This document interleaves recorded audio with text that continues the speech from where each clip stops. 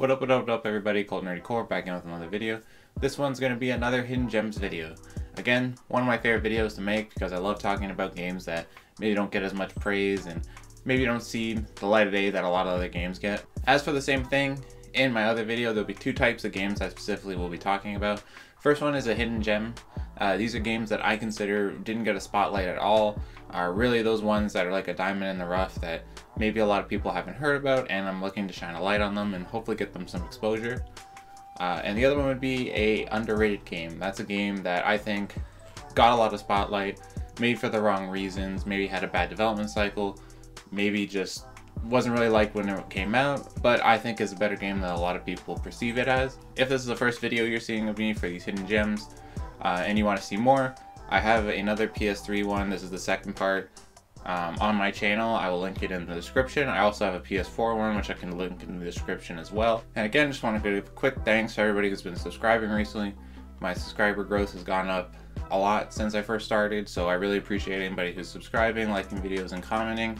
Again, try to get back to all comments, so if there's some games that you don't see on this list or my other video that you think fall into the category of a hidden gem or an underrated game, definitely let me know in the comments and I'll be sure to check it out. And so without further ado, let's just get right into it. Alright, so first up is one that I find a lot of people in the comments actually were giving a little shout out to in my first Hidden Gems video, which I was really excited to see because I played this game a while back and I thought I was like one of the only people to talk about it or like to have played it, but apparently a lot of people realize it's a hidden gem as well and have been giving me a lot of recommendations for it. That's Singularity. Singularity is a first-person shooting, kind of survival horror-ish, very atmospheric shooter. This is definitely one of those games that kind of resembles the BioShock approach to a game, where it's horror in that there's horror elements in it, not a lot of like jump scares or anything like that. But it really relies on creating that atmosphere that really gets you into that like tense setting in each section or hallway of the shooter. It's very one of those ones that's really reliant on conserving ammo and making sure you manage your ammo, your medicine, and you're always looking around for scrap parts in order to forge. The gunplay in this game is pretty good. It's nothing super top tier for the gunplay, but it's definitely functional and works well. There's a variety of different guns which all have different enemies that they're really good against, ones are weak against, and there's a lot of different variations and customization you can get on later in the game, and really kind of spices up the gunplay throughout the whole game so it doesn't just feel the same throughout the entire experience. Where Singularity really shines is the story. The story is basically about you're a US like secret intelligence like task force, and the US recently found out that there was kind of a second Chernobyl site, but not exactly linked to Chernobyl, and it's like a nuclear disaster on this specific island. So you're sent in to figure out really what's going on, why it's here, why they tried to cover it up, and what are the reasons behind this site even existing. So you're sent in, your helicopter goes down, and then you're kind of stranded there with one other guy, and you're trying to figure out what's going on, how to get off the island, and try to figure out all the secrets as you go on. One of the things this game does great is there's a lot of flashbacks between present and future. So you'll go back and you'll see flashbacks or kind of ghostly shells of people who used to be on the island. And there's a lot of audio recordings. Like basically everything in this game is interactive and helps deepen your knowledge and the lore of the game as you're going through. So basically through these flashbacks, you'll figure out more about the secrets of the island and that they were developing an I think it's called R99 or Element 99. It's basically a new form of an element that basically gives off an insane amount of power, but is also very radioactive and explosive. So you're trying to figure out the secrets between that and how that linked to this big disaster happening. And it's one I don't really want to go into a lot of the story elements to, because it's one that to learn it along the way and then to get the different endings and to figure out all the twists and turns is the best part of this game. Overall, I would say if you like any of the BioShock games or the Metro games, it's very similar in terms of the gunplay and kind of scavenging and micromanaging your ammo and supplies and stuff like that. And really, anybody who likes a good kind of horror atmosphere story will really dig this game, and I think it's definitely worth a playthrough. Alright, so next up will be the first racing game I'll be talking about in this series. It's one that I tend to go back to a lot, actually, just to play a couple games of. And that's Split Second. So what Split Second is a racing game, very arcadey. Definitely plays kind of like a Need for Speed mixed with like a kart racer type thing. It's very arcadey and a lot about drafting, drifting around corners and stuff like that. But what this game does unique compared to any other racer I've seen or played is instead of going around getting like power-ups and shooting like shells or rockets or whatever at people, you gain boost through doing like jumps, drifts, drafting along other riders, and then you can use that boost to interact with the course that's set up. So instead of shooting rockets at somebody per se, you can drop this oil canister that's hanging from a helicopter partway on the track, and then drop it on all the riders, and then it's slick through that section for a bit.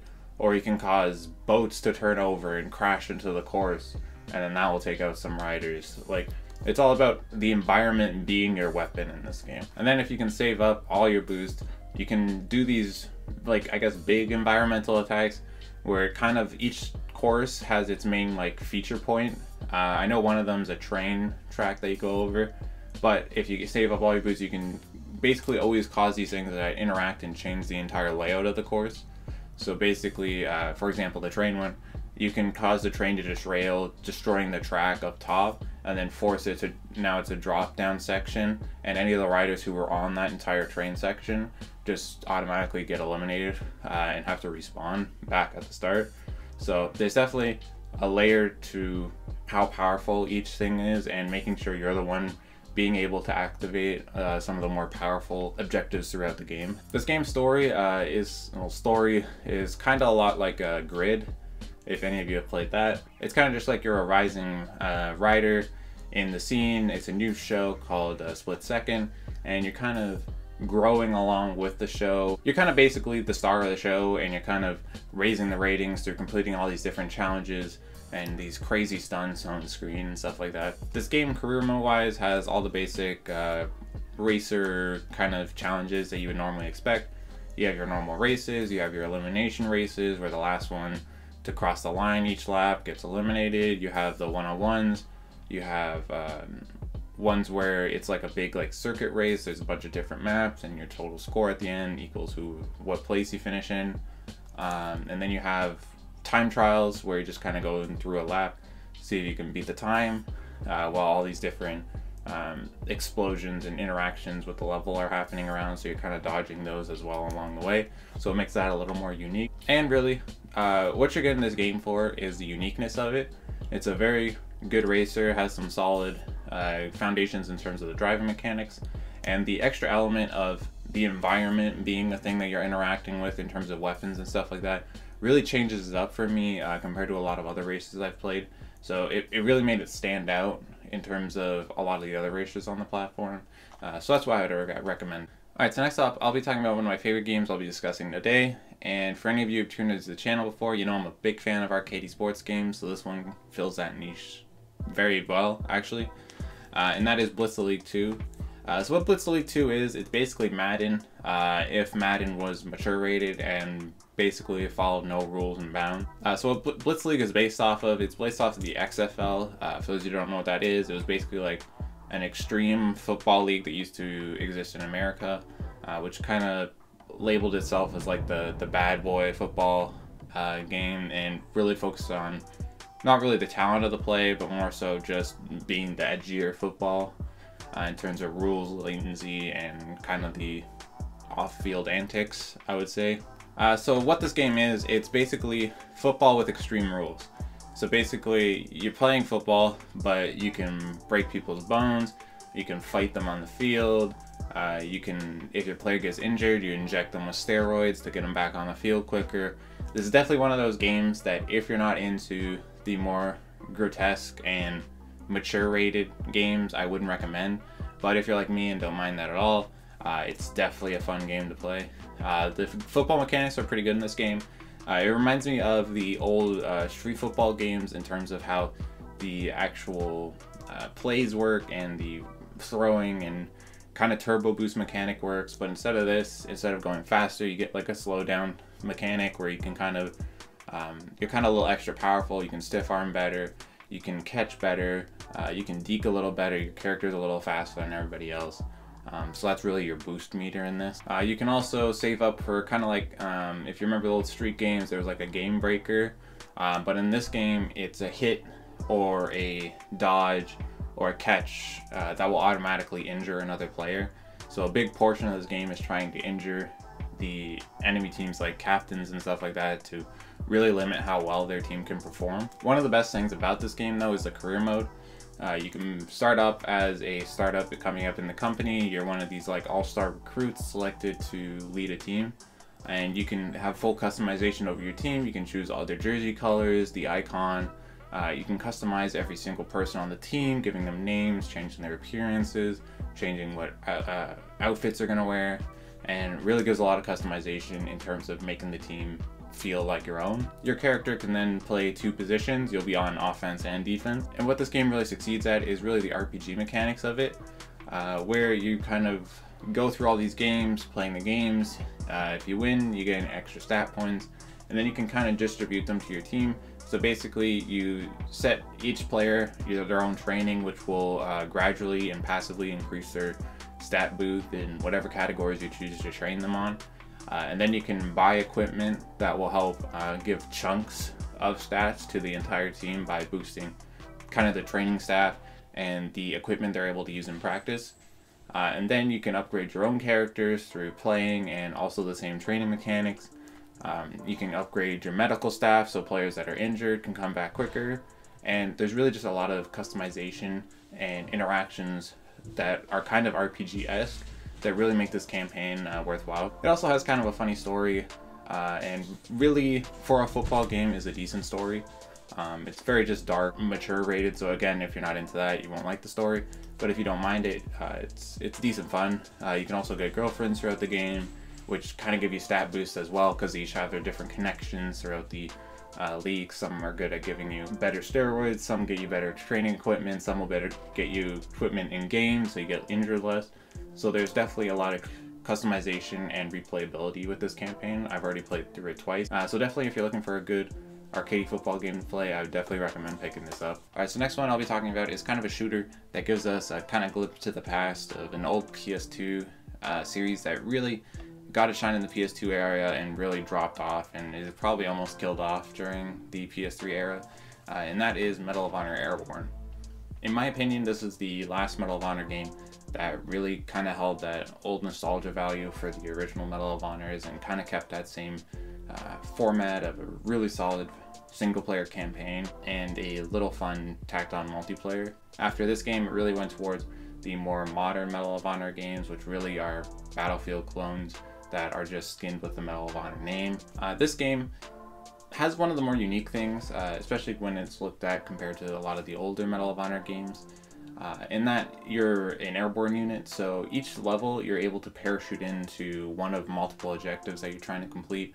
So it's linear in the way that you're still doing all the same objectives, but it kind of gives that sense of choice and kind of creativity with where you want to go, by giving you the option to choose where your landing point is, what mission you want to start with first, and what objectives you want to hit first. It also has a leveling up mechanic, so as you find and use the same guns throughout the game, you level them up, giving them different attachments like extended mags, different sights and stuff like that. So it really gives a reason for you to change up your gameplay throughout the thing, kind of spicing up and giving a reason to level up and keep going with certain guns. It also introduced a bunch of different units, so as you go on throughout the game, there'll be different types of enemies you'll face with different types of weapons, stats, and weak points.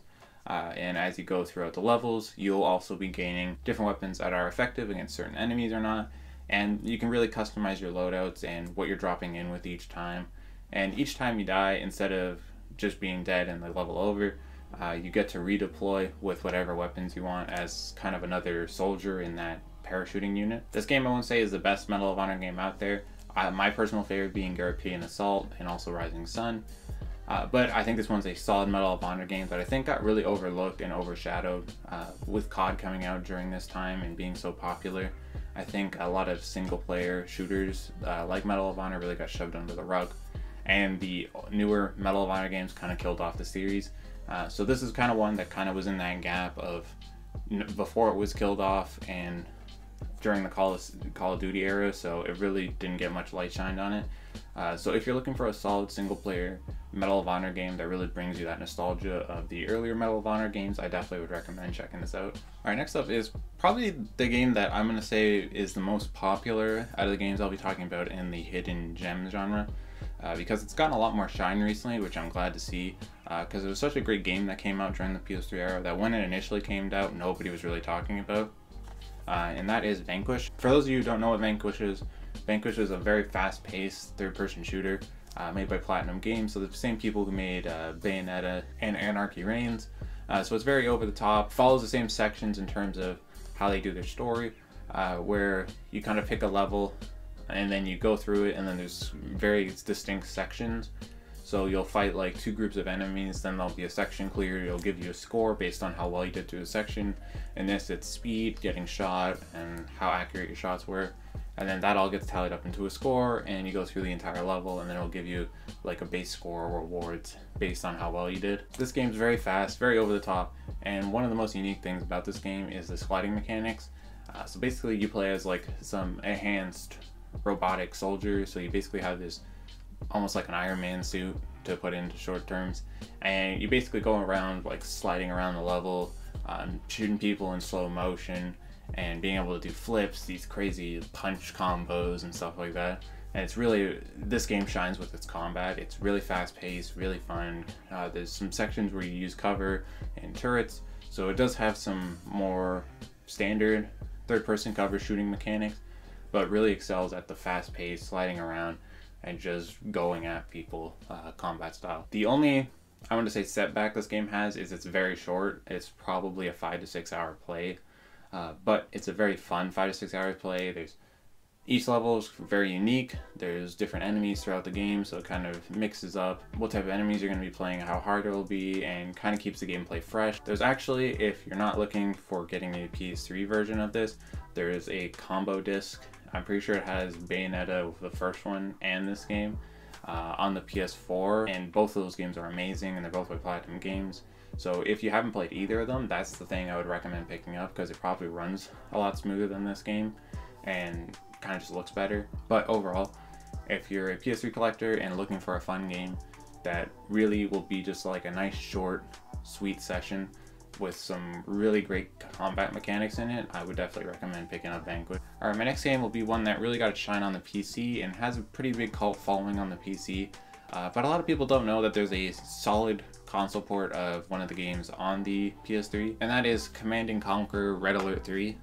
For those of you who don't know what this game is, it's a RTS game, so it's a real-time strategy game, kind of like StarCraft or the old World of Warcraft games. So basically you get control of an army and you kind of go through mining resources, building buildings that allow you to create new units, and you kind of control them in an over-the-top view kind of action style, and certain units counter certain units, and there's 3 different factions in this game.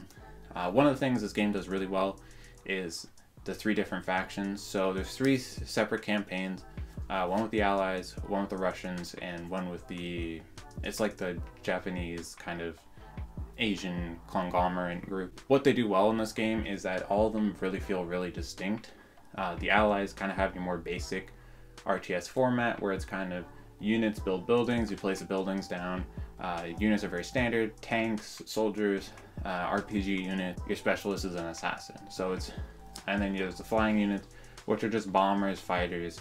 They're the very like standard military RTS team. Then you get the Russians, which have a very unique way to play theirs.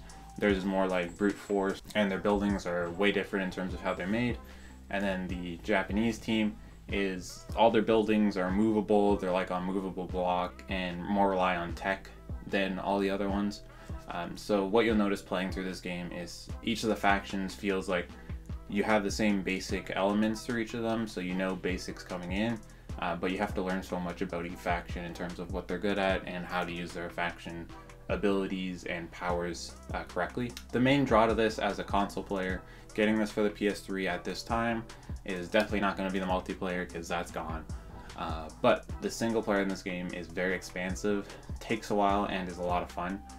You play as each 3 of the factions, so each of them has their own separate story missions, and I think it's something like 10 to 12 missions for each of them, so it's definitely a good amount of time you're going to be spending if you want to beat all the factions. Each of them basically go through their own iteration of how they win the war. So if you play as the Allies, you'll be fighting both the Russians and the Japanese team, and it will be going how they win, kind of how if they won the war, how it would be looking like for the world. Same with the Russians and same with the Japanese. So there's definitely a lot of replayability in terms of playing all 3 factions. And as I said, they're very unique, so the gameplay does not feel stale going from one story to one story to one story. I beat this game going straight through. I didn't really play anything else at the time. And if you're worried about this not performing as well as the PC version, the PC definitely for RTS is a superior console to go with, because the mouse and keyboards just makes it so much easier with micromanaging and doing a lot of really fast movements quick. But the console version, at least for this game, holds up really well. They laid out the buttons really well. There's no real stuttering or any of that throughout the game, and it's very easy to manage your units in an effective way. So if you're worried about the game not feeling great for an RTS, I can assure you it's actually pretty decent. So overall, if you are a fan of RTSs or looking to get into one, that's pretty easy to pick up and it's just fun to play. I would recommend checking this out. Alright, so the next section of this video we'll be talking about underrated games. So these are games that probably got a lot of spotlight and are very well known, probably for the wrong reasons in most people's eyes, but I think they're a little better than what people give them, and I definitely think they're at least worth a playthrough and checking out, because especially that a lot of these games I'm going to be talking about in the underrated section are very cheap due to them being mass produced and not really sought after.